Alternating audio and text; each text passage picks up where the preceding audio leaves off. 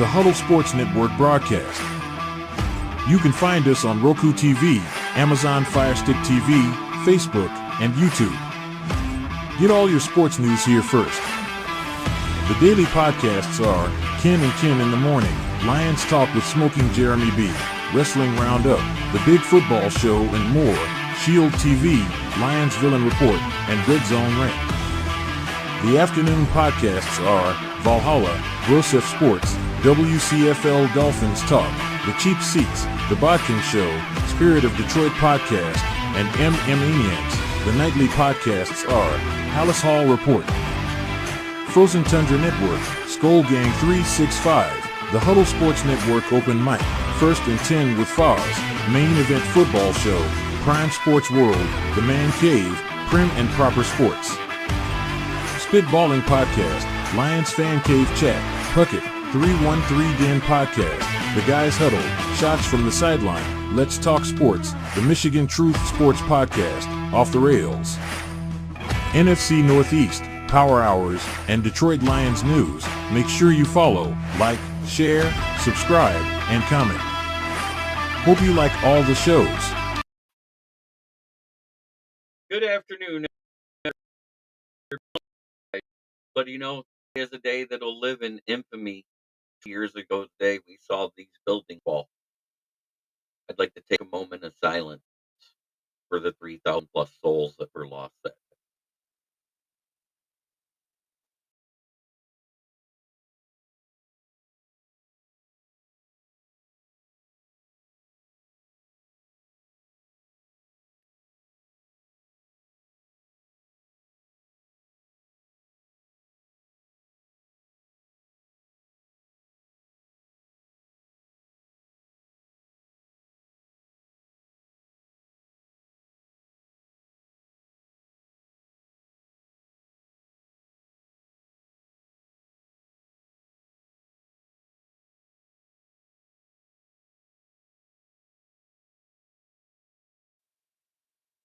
So we got Frank the Tank in the chat. He says, "What up, though, East Side? Go Lions! Let's listen to real football." Other than, but they know who they are. They love what I seen. I was worried about was bait. He's got my back locked, ready to rock.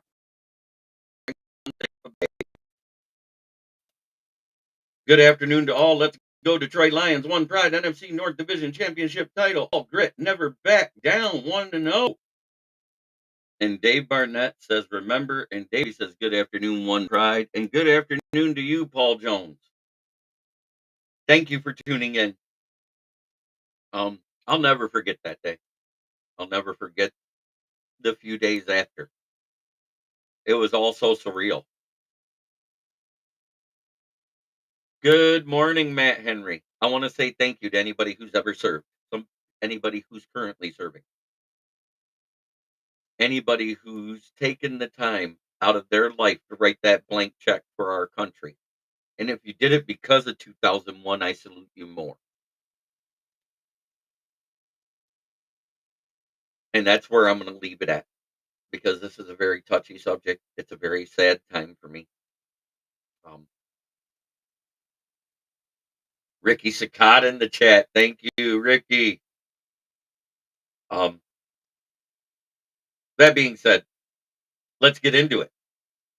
So it's looking like this is the week we get to see Reader dressed. He was healthy last week. We just decided to let him sit another week. And I think it was more to get under the nuances of Terrell Williams' defensive line coaching and how he wants it done. Amwuzariki was decent, but he wasn't great. He had that one QB hit, which was a half a sack with Davenport. So we had 2 sacks. Rams had 1. We were only pressured, I think, 5 or 6 times in that game, whereas Stafford was pressured a total of almost 20. We were living in the backfield. He just has that quick release. That's why he didn't get sacked much. It had nothing to do with not being there, guys. The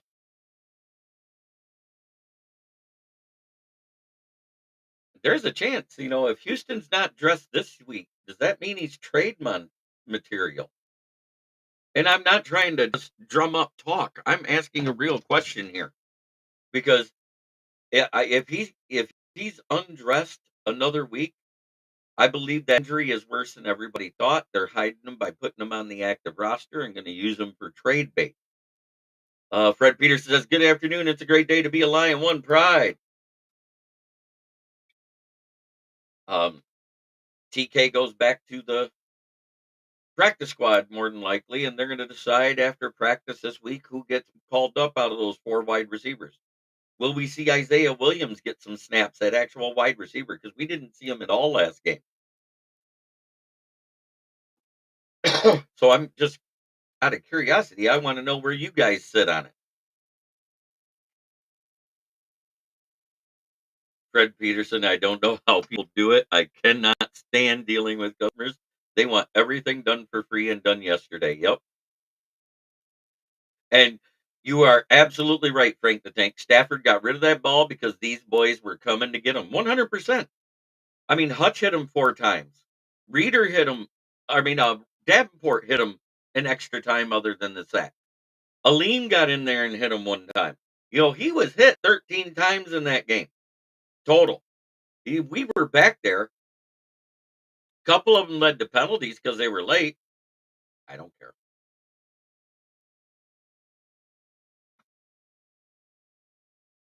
It is what it is. But I'm curious as to what 7 are sitting off the roster this week. Oh, and we signed Greg Johnson, a guy that spent time on the Vikings roster and also this preseason with the Green Bay Packers. We signed him to our practice squad. Do you know what he is? He's like Allstate. He's insurance. Just in case something happens to Bates. And I'm not saying he starts to flub. It's a vet presence in the practice squad. I don't think it's a bad idea. Does anybody disagree with it that it's a bad idea to have that type of insurance on the practice squad?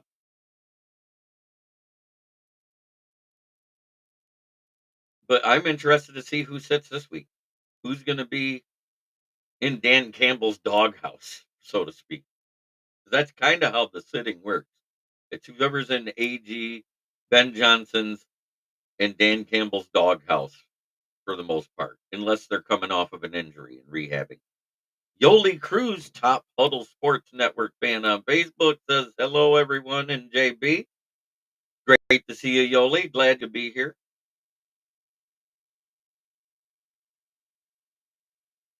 Don't like why you're able to be here. Yes, I had to get a fountain pop today. They were out of my size of Mountain Dew. I was sad. But I'm not going without. Yes, that spin move McNeil made was sweet. And why was he able to do it? A certain somebody that everybody called a bust was able to take on a double team. It was sick.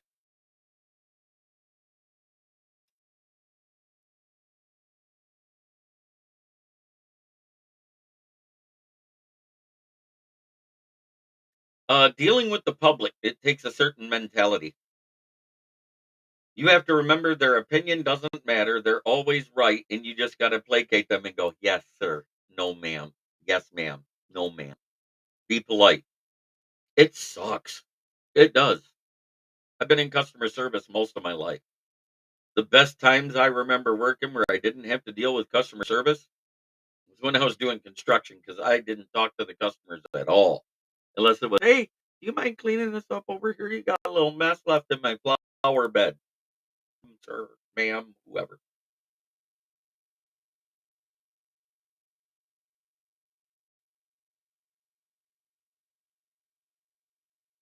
But I think Reeder is going to be such a huge boon to the whole defensive line, even if he's only in there for 25% of the snaps. T-Bone Loke says, "Go Lions." I'm kind of freaking out on our fans, freaking out about our O-line. I think we only gave up a handful of pressures and 1 sack.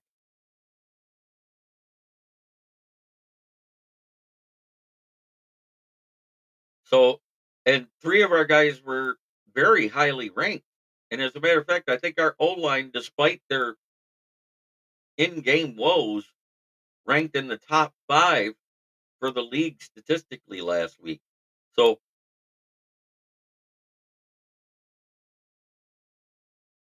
Trey Palmer and Bucky Irving, both of them. Yes, I agree, Dave Barnett. But at the same time, and Fred Peters says, I'm a mechanic. There is no yes, sir, no, sir. It's get the out of my way, out of my shop, and go talk to your salesman. Oh, yeah. Michigan, go blue, 1, 2, 3, 4. I like when we drop back in zone, especially on long down and distance, in long down and distances. Is that Mike Jones? Just curious. Um, I don't mind it in the long down and distances. I don't like it on second and medium and short. I don't like it on third and short because when you got a quarterback that has a quick release, such as Matt Stafford, which we don't have to worry about as much. Baker Mayfield does not have as quick as a release as Matthew Stafford. 3.2 seconds is Baker Mayfield's average release time, whereas Stafford's is 2.7 seconds. Huge disparity there. That half a second can mean the difference in 4 sacks from what we saw. So if we're playing mostly man like I think we should, unless it's third and long, I'm with that 100% because that's the way it should be. So, yeah, okay, you say so if the O line had high scores, then it puts more attention on golf performance. You know what? It is what it is. Offenses come out rusty week 1. We've seen it before. We only scored 21 points against the Kansas City Chiefs, and they were missing star defensive player. We faced their best 53 that they had available. It's I don't care who it is. All offenses struggle. Remember, we held them to 20 points as much as they only held us to 26. That's 5 more points than we got in week 1 the year before. So offenses are rusty. It's usually week 2 or 3 before they start to gel. Because remember, we went from scoring 21 points in a win to being 31 points in a loss the next week. It's rust. I guarantee you things are going to look different versus Tampa offensively. Plus, we did switch some guys around. Graham Glasgow was at left guard instead of right guard, but he was one of our top ranked guys. Graham Glasgow, Frank Ragnow, and Penei Sewell was 3 of our top 5 ranked offensive players. The other 2 was David Montgomery and Jameson Williams. It's not very often you can say this. Our bottom 5 offensive players included Amon-Ra. Think about that for a minute. Amon-Ra St. Brown was a bottom 5 offensive player.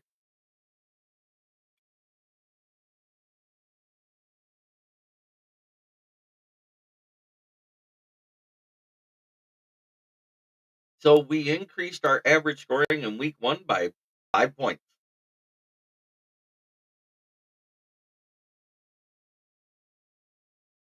Right. I agree. I think we'll play more zone against a team with a mobile quarterback like Murray. I hope so. Um, that was the biggest disparity in the passing game for the Rams from the first half to the second half, too. Remember, Matt Stafford wasn't completing a lot in the first half. He only had a handful of completions to Puka, a couple to Cup. But for the most part, we were covering everybody, and it was man coverages. In the second half, we went to an 80% zone defense, which was when everybody started getting burnt. Why? We have man coverage corners. And Frank the Tank, I'll say one thing: those Rams linebackers, they played good man, and got to give it up to him. Go Lions, 100%. Oh, they were blanketing Amon Ra and Sam Laporta. They were bracketing them.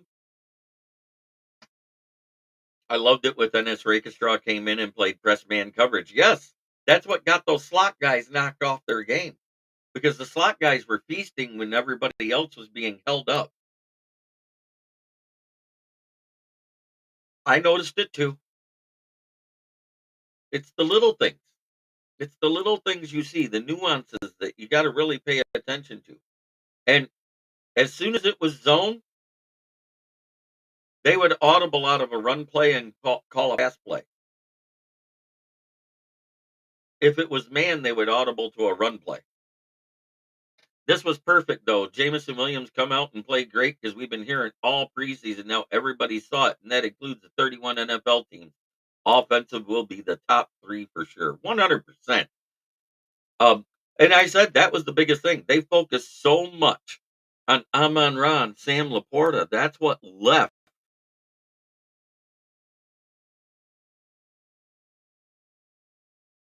That's what left Jamison Williams so wide open. Remember, he had options on 8 targets and 0 drops. Let that sink in. 0. We have so much talent on this offensive, but I like that we stick to the run. That even means less stats in the 100%. The only problem is we didn't stick to the run in the third quarter. That is my only knock on Ben Johnson. When you don't run the ball with the lead in the third quarter, it leads to other teams dominating the time of possession. We were dominating time of possession in the first half. We were dominating the running game. We were dominating all of that. In the second half in the third quarter, we went away from it. And if it wasn't for Jamison Williams' 52-yard touchdown in the third quarter, we probably wouldn't have scored in the third quarter. But thank God he did. I'm not knocking it. I'm just saying it would have been just like every game last year. We did the same thing all year.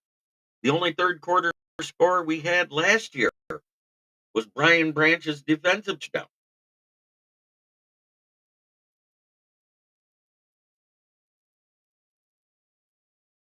Yeah, did you see all the quarterbacks in the NFL this week all running around and getting yards? It doesn't just happen to the Lions, 100%. Did you see that over half the quarterbacks in the league threw for less than 200 yards?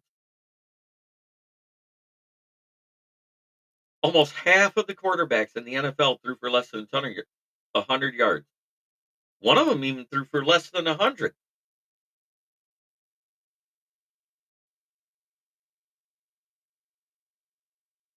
Oh, yeah. Uh, I get it. It's going to happen. I mean, Goff isn't perfect, and I'm not saying he's perfect, nor will I ever say he's perfect. But he was good enough for the win. That's all that matters. And when it came down to it, we had a choice. If we'd have had Badgley, would he have let Badgley kick that field goal to tie it, or would he have went for the win? Because I'll tell you what, last year, every time we had Badgley in that situation, close to the red zone, we went for the win. Think about it for a minute.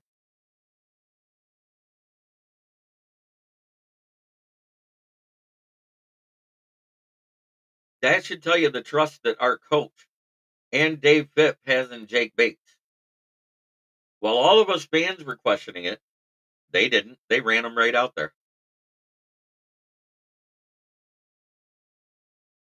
Oh, 100% Ricky Sakai. I agree. The QB market is getting disgusting. So I guess there is a clause in Deshaun Watson's contract. If he didn't disclose that this girl may sue him for what happened back in 2020, guess what? They can get out of his contract.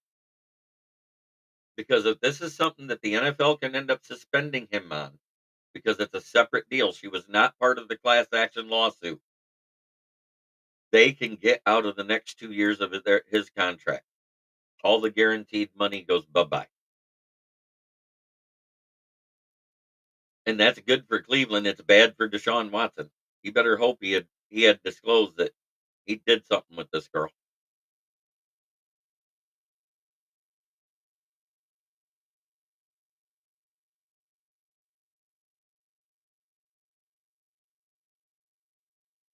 Yes, thank goodness we have a good kicker this year, man. 100%. I am so happy we got a good kicker. And how long? Because remember, they almost let.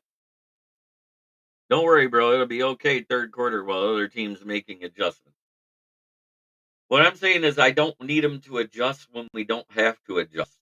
That's my point. We need him to stay the course for a change. Make the other team adjust to what we're doing, then adjust to that. Brent DeWint says, afternoon Lions faithful, 100%. That's what I want to see out of Ben Johnson. If it's working at this point, don't change it at this point. Don't assume they're going to adjust to it. Make them adjust to it.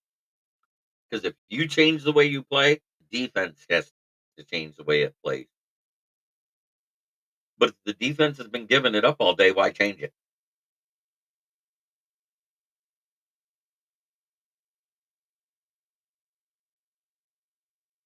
Because if we don't dominate time of possession with the lead in the third quarter, other teams play catch up. That's what happens because our defense is gassed. And that's what I saw. The third quarter, you weren't seeing that same step out of Hutch. The spin wasn't as crisp. Um, his swim move wasn't working as good. His bull rush wasn't working as good. So if they're able to get off the field and get a couple extra minutes rest, their legs stay fresher. Because Hutch doesn't come off the field. That's just what he does.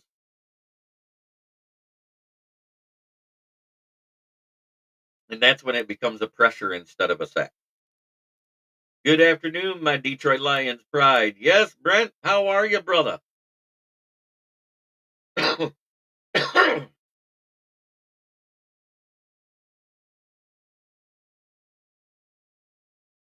But I started to show off differently because of today and what it's the 23rd anniversary of. Dan Campbell's going to play a different this year, boys. And we have a good defense. He don't need to be going for it all the time. It just depends on what's going on in the game. 100%. We got a kicker that can kick it from 63 yards. We know. And it looks like he can make it from 80 when he does it. It's weird seeing a guy that has such a high trajectory on a long kick. I talked about 9/11 for a minute.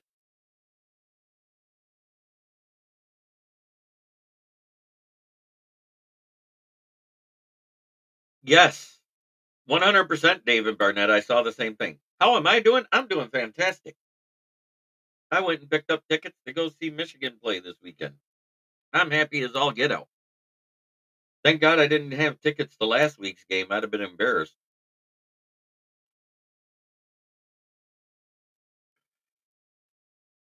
But yes, we ran very well on the left side. We ran great behind Zietler. You notice that they ran behind Zietler, in between Zietler and Ragnow when we were on the goal line too. It looked like Mont didn't even get touched. It was great.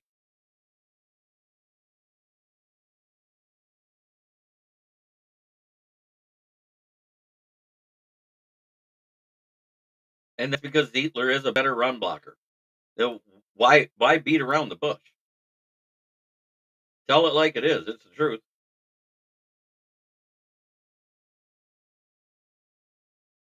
Uh, if I hadn't seen it for 20 plus games already, Frank the Tank, I wouldn't have said something about Ben Johnson in the third quarter. That's all.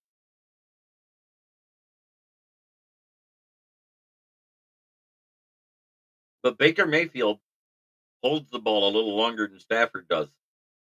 That's not a fake stat. That's huge. That extra half a second, like I said, we'd have had 4 or 5 more sacks.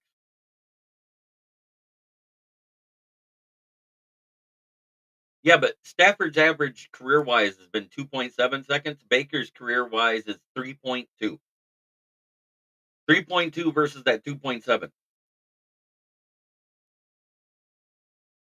I'm going by career averages. I don't want to talk about just one game because if you do a 3.2, that means it could be as quick as 2.7 or as slow as 3.7. He hardly ever keeps it past that 3.7 mark. So that's his range of when he gets rid of the ball. When you average 2.1 seconds, that means you're getting rid of it between 1.5 and 2.6 seconds, which is insane. But that also explains why he wasn't that accurate at times. Because when you throw the ball faster, you don't have time to make that good read or that good set, especially when you got pressure coming. That's what pressure. You keep pressure in the pipe, eventually it bursts. And it burst at in the last play of the second half when Hutchinson got his sack after we started having some extended drives. He got some rest. His legs got fresh. Yep, about 1 second. Hutch can run a long way in a second. 100%.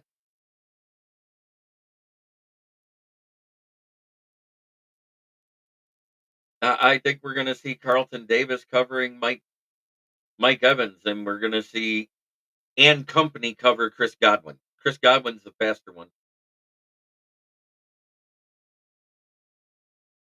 Yeah, they all played good. I'm not bitching about how they played. Don't take it like that. I'm talking about the difference between a second is huge. A second of time that a quarterback holds the ball in the pocket. We saw last week that a second, and everybody's like, "Oh, I can't wait to see Hutch going against Tristan Wirfs." He usually plays the other side versus a right tackle.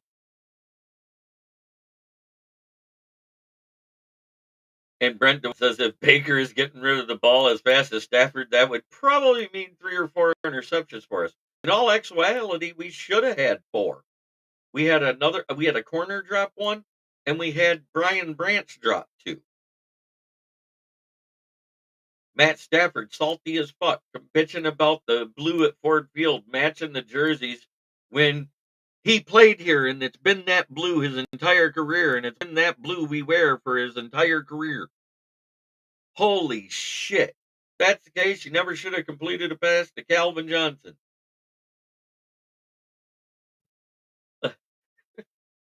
He's salty because he lost. He's 1-2 versus Goff. He can only beat Goff in LA.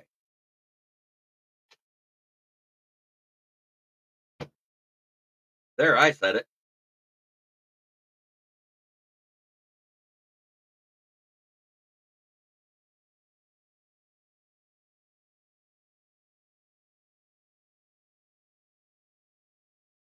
Ooh, Bills players Taron Johnson and Dwayne Smoot out Thursday.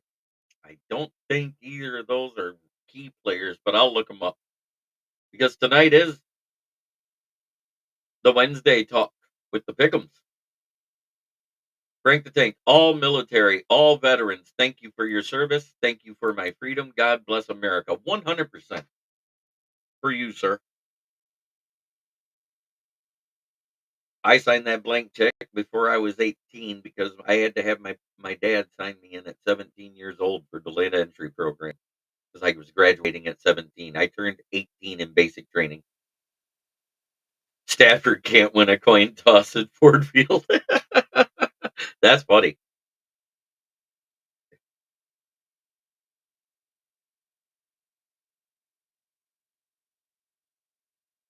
Luckily for me, nothing major happened in 88 and 89. Could have been worse. He might as well stay home.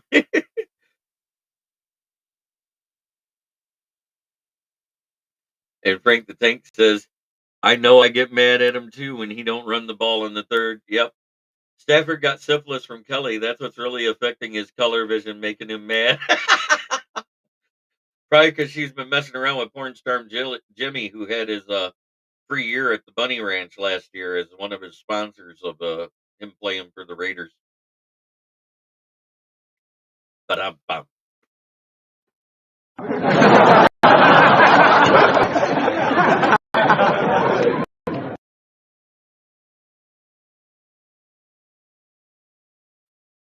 Moving to LA must make you colorblind, LOL. 100%. How you doing, Moonscar? Good to see you, brother. It's great to see everybody in the chat.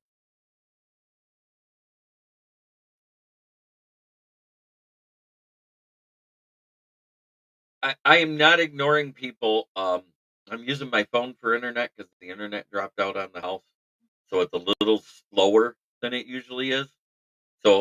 trying to catch all the comments. That's why I got it up on my phone with it muted at the same time.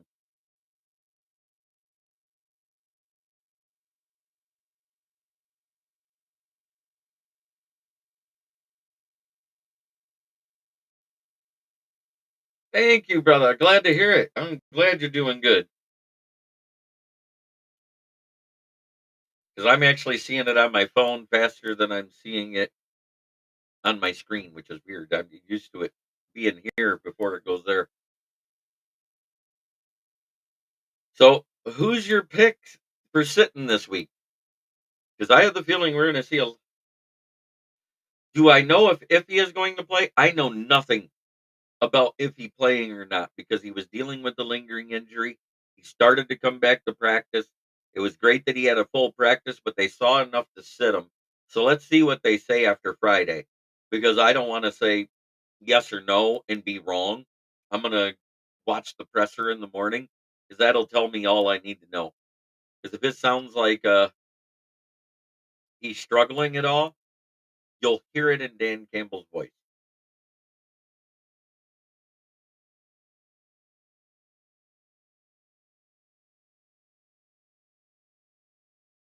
because you know he'll be asked about it.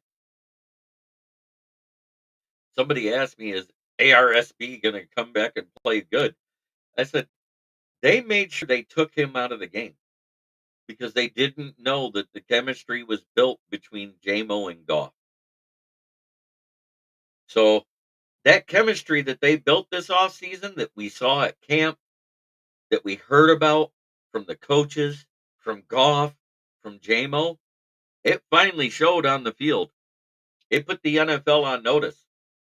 Now they won't be able to just focus on Sam Laporta and Amon-Ra St. Brown. They got to focus on all three. You can't double them and leave him wide open because we saw Tre'Davious. Yeah, yeah, that's another thing. But at the same time, we didn't see Brian Branch drop a lot last year. If it hit him in the hands, he caught it. I think he dropped one last year. Yes, they did. They wanted us to beat them deep. And Tre'Davious White, you can tell something's off. He's nowhere near as fast as he used to be because he couldn't keep up.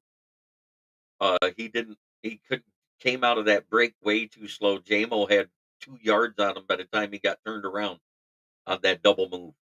So, and he's one of the faster corners in the league. Say what you want. Tre'Davious White's not a slow guy, but I don't think he's fully recovered from that Achilles last year.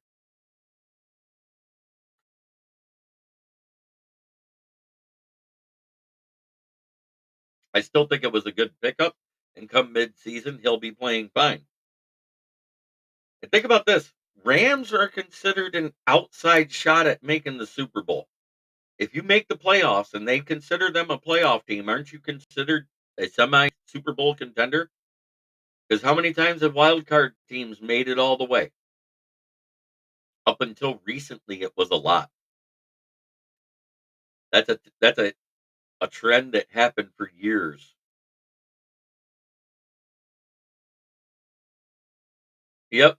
He did get a hold of his jersey. Remember, they called the defensive holding on him. You remember, we were all scared. I don't. I'm not gonna lie. As soon as I heard there was a flag on the play, I was like, "Oh my god, who held at the O line?" And then when they said defensive holding, Brent DeWitt says, "I heard White's jockstrap is still MIA." Then needs to figure out how to cover wideouts for 3.5 seconds. Uh, Not playing a soft zone coverage would be one. When we were impressed, man, we were doing fine. It was once we switched to zone. JMO slaughtered him. JMO was stumbling and could still outrun his guy. I love that line, Brent DeWitt. That's a star comment if I ever saw one.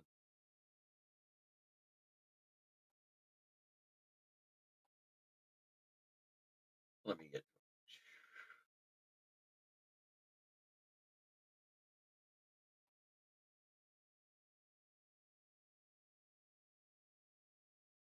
It was amazing to see. I mean, the game was great, but now we got to start thinking about what do the Bucks do well. They got two great route runners, one with speed and one that's just good. He's fast, but not great fast. You got Mike Evans and Chris Johnson. You got K. Dotton out there. Frank the Tank, I did the same thing. I was pacing the floor. I was like, yeah, no, not on the offense. I did the same thing.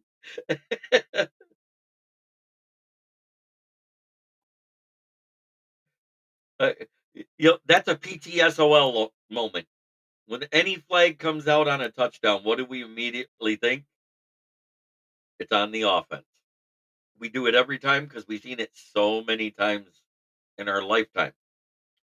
And when we heard defensive holding, I was like, "Oh, thank Jesus!"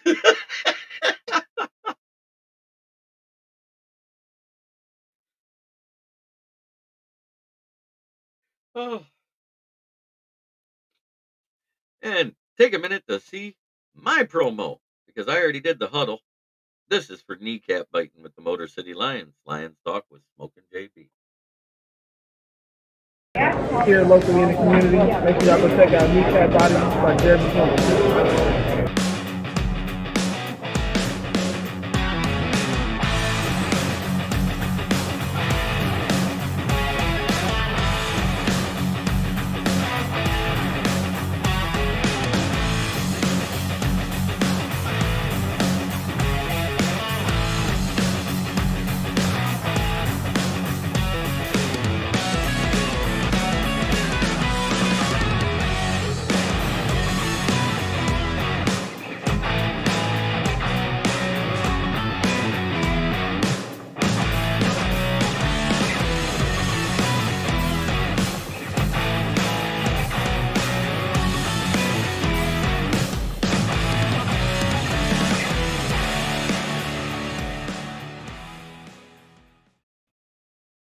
God, I love watching those plays.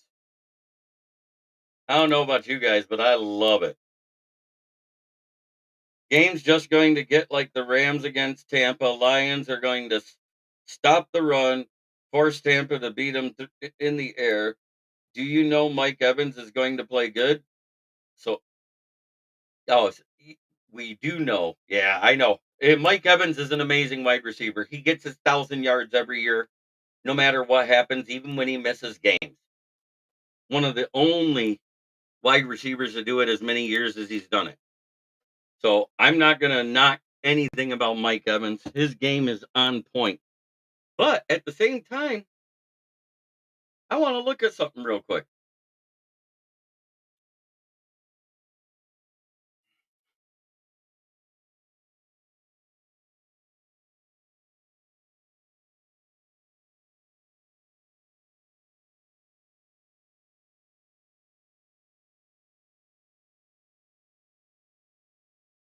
Oh, yes.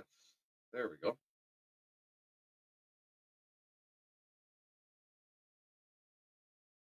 So Baker Mayfield threw for 206 yards and a touchdown. Mike Evans had 4 catches for 49 yards. Chris Godwin had 6 for 77. So that was with our trash ass secondary. That was Jerry Jacobs and Cam Sutton in coverage with a little Brian Branch and some Kirby Joseph. Let's see who had the pick because I know there was a pick in that game.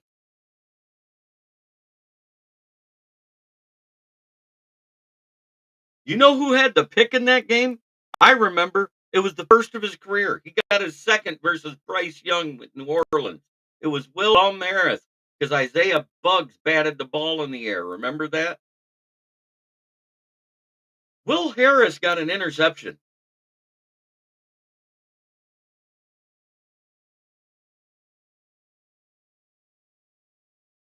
Not Kirby Joseph.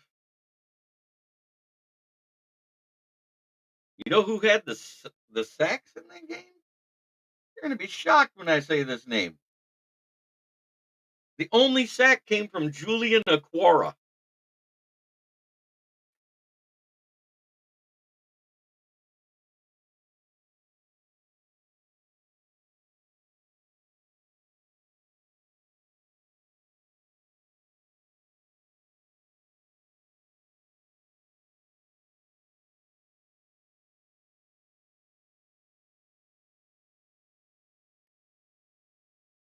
Yeah, I think we get 2 picks. You're absolutely right. We might get more because I think we're better up front than we were last year, and we're better in the secondary than we were last year at this time. We have enough depth. If somebody goes down, you don't have to see Kindle Vildor, except as a dime back. Have we all comprehended the difference in that? In the NFC Championship game, Kindle Vildor was our CB1.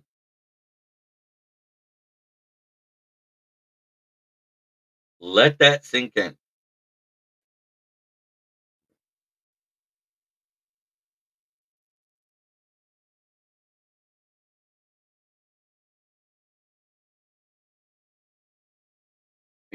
I can't stress that enough.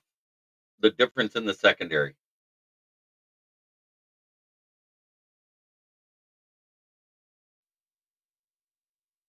Not at all. I think that's the difference why we even got a sack on Stafford last week. If you think about it, they were out there covering the guys. He had nowhere to go. He didn't have a place to get rid of the ball. The only guy that was open was behind the line of the scrimmage. And if it hit the ground and it wasn't close enough to him, guess what? That's intentional grounding. And then we just get the ball there. Because that's loss of down. That's a loss of down penalty. So if it's fourth down due to the incompletion, doesn't that make it automatically first down? If I remember right? Oh, yes, let's do it. Who's the only team to lose this weekend in week 1?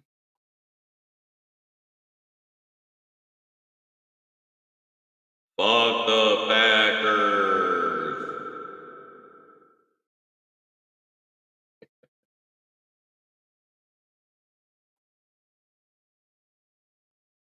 Had to do that for you, Brent. Afternoon smoking dad in the building. Good to see you here, Dad.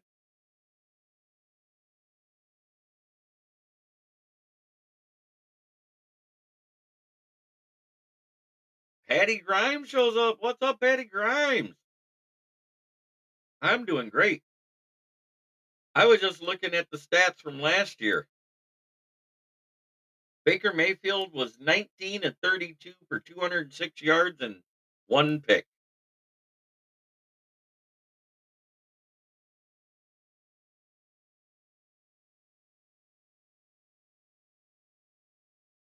I know you love it when I do that.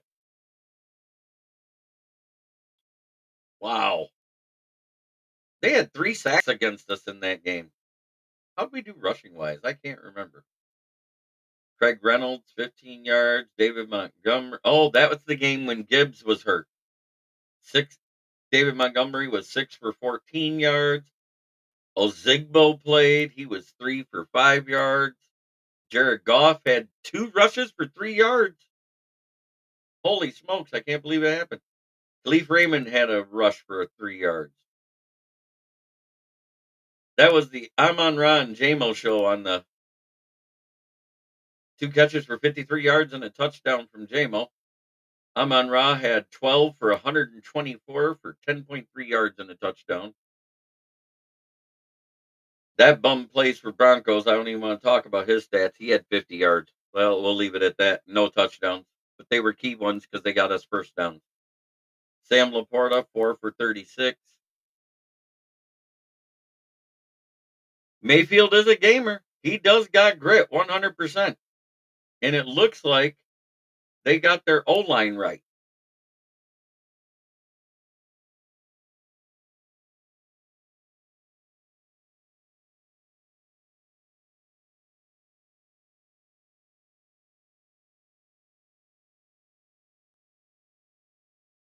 And the next illustration, I'm going to show you the team that has the worst QB statistically in the league and also in the division. Fuck the Bears. Go Bears, rawr.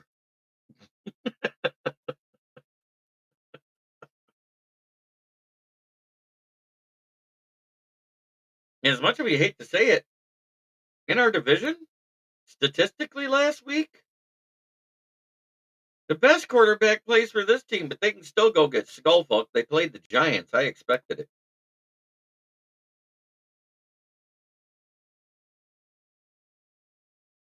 Skull-fucked.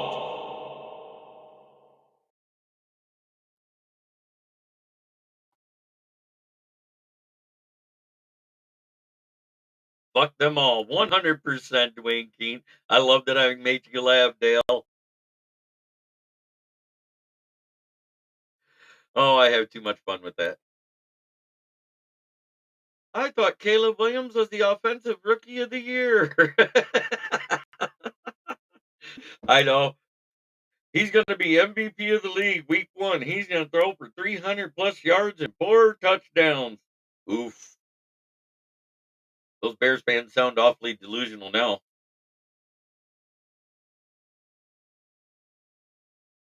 John Dorn Jr., I mean, Paul Merkel almost didn't recover from that one.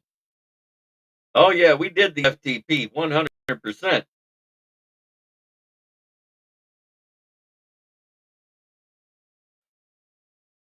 Man, I can't wait. Going to Michigan on Saturday. Hail to the victors, valiant. They should win that game. That's why I'm going. I'm sorry. I pick and choose my matchups.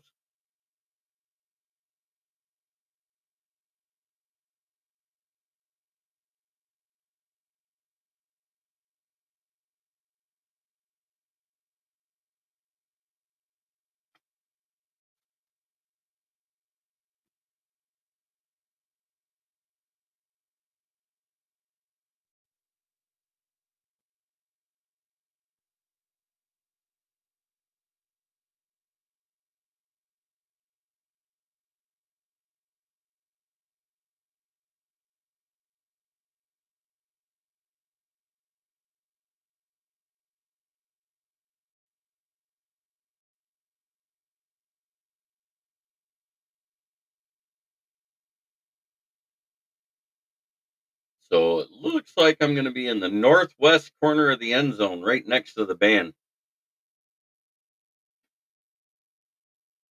Caleb equals Ivan the Boneless. Bears fans was going to break all of Eric Creamer's season stats. Yeah, I know. I don't see it happening. He's already 280 yards behind after the first game. So in order to beat his record, let me do the math here.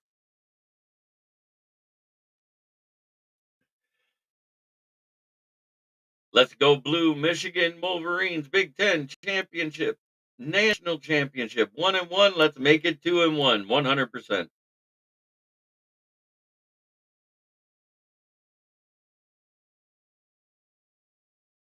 I will be one section away from the marching band. That's where I'll be.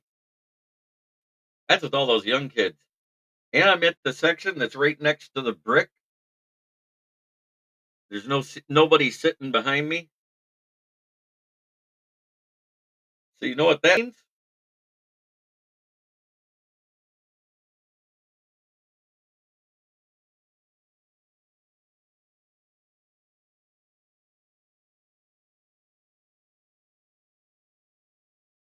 Oh, that means that all those girls in the student section will be right in front of me. That's a win.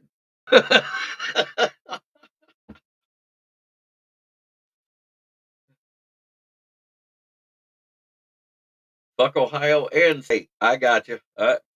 You know what? I'm more of a fuck Ohio State guy. I like Michigan State till they play Michigan. Because if you think about it money wise, it brings a lot more into the state if Michigan State is doing well. They've been booty cheeks the last couple of years. Mel Tucker was not the answer. I'm hoping this guy's got him going right. He's got him 2-0 right now. I mean, granted, they get to play Prairie View A&M. I expect them to win.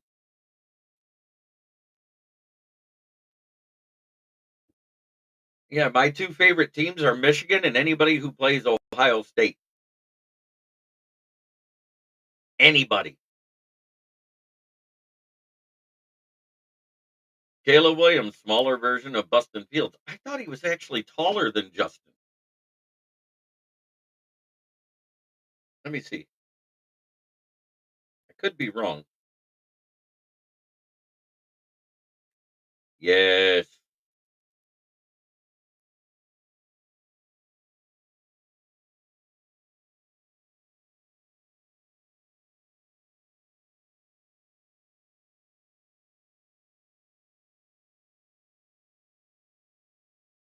Seeing how we just cut Chris Smith, that's not going to happen. He's gone. We cut him to make room for Greg Johnson. I'd want to be as far from the college kids as possible. Oh, let's see. He's 6'1" and 215. So let's go look at Bustin Fields.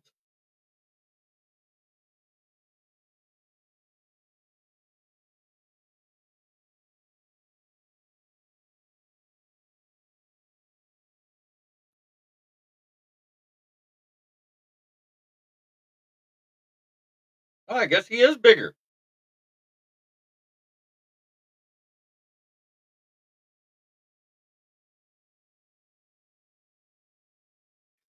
I disagree. College girls are nice to look at, but they bug the fuck out of me. They're annoying as fuck.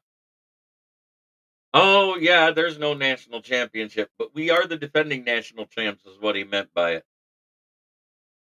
The views and opinions of Jeremy Ballerick Jr. does not reflect that of my channel or me. Uh, Aleem McNeil is our starter. Reader will be next to him. Yeah, I just looked that up, Broski Bear. I beat you to it.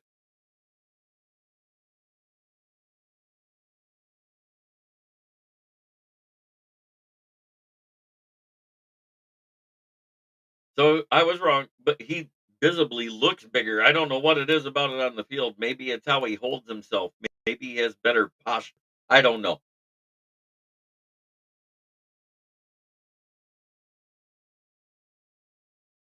Good to see you, Broski. Glad you made it in at the tail end of the show.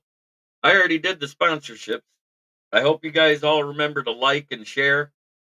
Michigan needs to buy a better QB next year.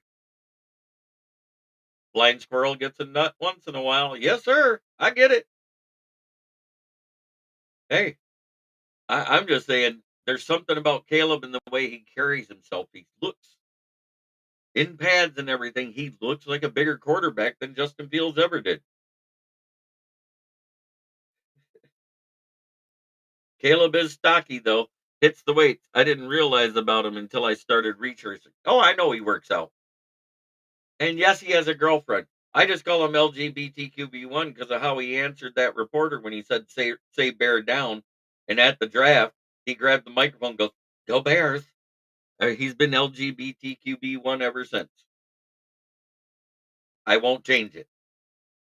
He earned it, in my opinion. I should have trademarked it immediately. I think one of your fans was watching my draft show. Davey says, FTP, FTB, fuck the Vikings, fuck the Cowboys, fuck them all.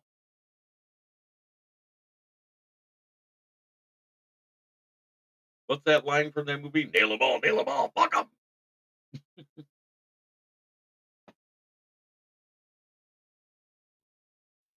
And Jeremy, I think your nickname for him is hilarious, LOL.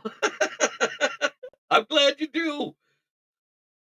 Ken in the morning gets offended by he's become the LGBTQIA plus defender on there.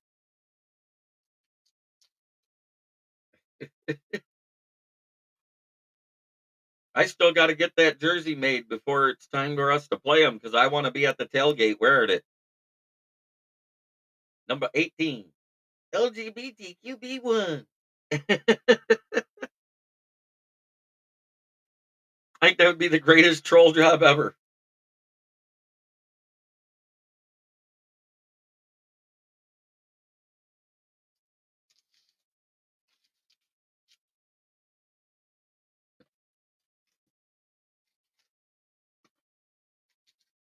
If he wouldn't have said it like that, guess what?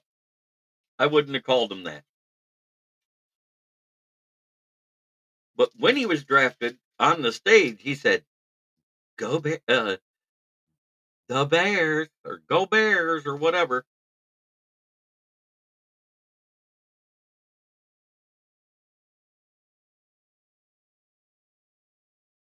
I want to say that ranks like in the top 10.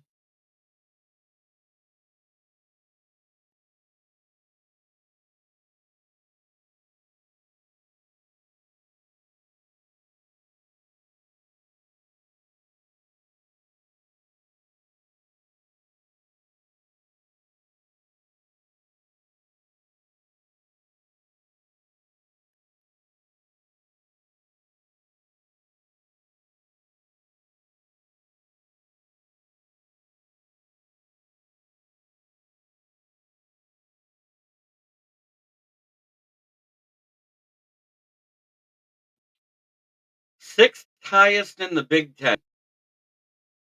It's only sixth highest in the Big Ten, which means it's not that high nationally. Mel Tucker's still being paid $9 million a year by Michigan State because he got a fully guaranteed contract. And Caleb does have a ton of self-confidence, that's for sure. Ooh, David Njoku's out? That's a huge blow.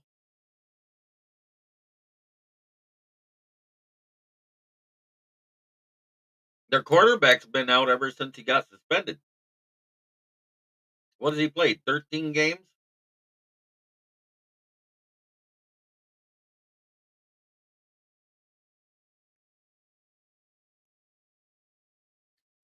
Well, this has been Lions Talk with Smoke and Jeremy B on my channel, Kneecap Biting with the Motor City Lions. Tune in tonight as we do the NFL table talks with my flurry of friends, and we talk some football and get into the pick'ems. The pick'ems is the fun part. I don't know. I love that part of it. But we do talk NFL news, and I will go over the injury report around the league because that's what I do every week, because that helps you decide on who you're picking. But I know for one thing, as long as Nick Chubb is out, I'm not picking the Browns to win a game anytime soon because they look awful. Don't forget, if you're in the Flint area, stop in any afternoon, Tuesday through Saturdays, except this one, because that's where I work. At the corner of South Grand Traverse and West Atherton Road, 602 West Atherton. Where? In Flint, Michigan. Flint, where the water is shit, but the tires are good. Stop in and check us out. Used tires starting at $40 an hour. New tires, if you need them, give us a call, 810-233-8230. Talk to George, Red, or myself, and we will hook you up with a great price. Mention this ad if you're buying a set of tires, and we will give you $10 off. Have a blessed day, everybody. And try every day to be a better person than you were the day before. That's the only way to make the world a better place. It starts right here. Much love all. Don't forget what today is. 23 years ago, it lives in infamy with me, and it always will.